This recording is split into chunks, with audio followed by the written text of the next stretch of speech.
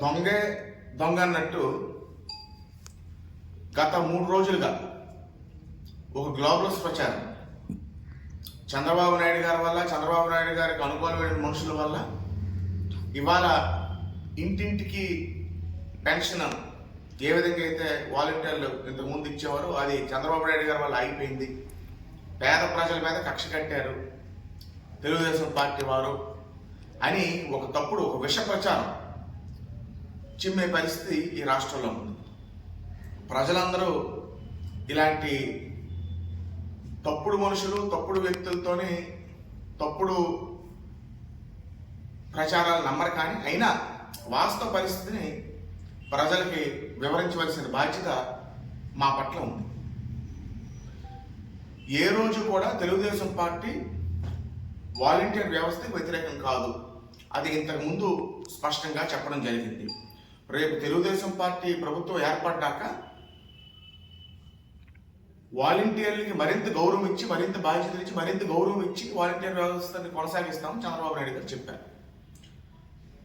YSR Congress party ప్రభుత్వం, YSR Congress party నాయకులు volunteer వ్యవస్థని రాజకీయ అవసరాలకు వాడుకోవడం అనే దానికే తెలుగుదేశం పార్టీ అనేది వ్యతిరేకం.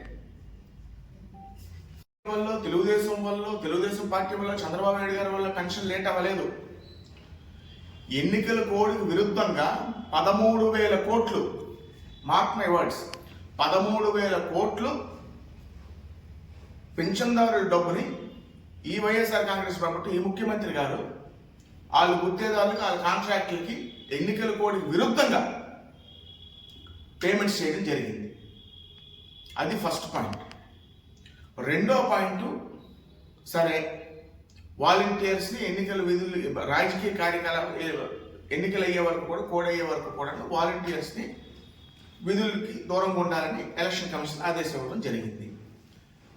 మరి ఎలక్షన్ కమిషన్కి ఆదేశం ఇవ్వడం ఏమాత్రమైనా ఈ ముఖ్యమంత్రి గారికి, జగన్మోహన్ రెడ్డి గారికి చల్లం ఉందా? మరి ఏప్రిల్ వాలంటీర్స్ ఇప్పటి వరకు కూడా పెన్షన్స్ పెంచారు. మరి ఏప్రిల్ 1వ తారీఖు, మే 1వ తారీఖు ఇంటింటికి వెళ్ళి పెన్షన్ పంపిణీ చేయాలి అని ఒక్క ఆదేశం కూడా జగన్మోహన్ రెడ్డి గారు జారీ చేశారు. ఇవాళ సుమారు ఈ రాష్ట్రంలో 135,000 మంది సచివాలయ సిబ్బంది ఉన్నారు. ఈ రాష్ట్రంలో 135,000 మంది సచివాలయ సిబ్బంది ఉన్నారు. అదే కాకుండా సెక్రటరీలు ఉన్నారు, పంచాయతీ సెక్రటరీలు ఉన్నారు, విఆర్ఓలు ఉన్నారు. ప్రభుత్వ యంత్రాంగం ఎంతో ఉంది. అది పెద్ద సమస్య కాదు. ఇంటింటికి వెళ్ళి పెన్షన్ అనేది పంపిణీ చేయడం అనేది పెద్ద సమస్య కాదు. దాన్ని పూర్తిగా తూట్లు పొడిసి అంటే ఎంత నీచమైన బుద్ధో ఈ అధికార పార్టీ నాయకులకి మీరు ఆలోచించండి.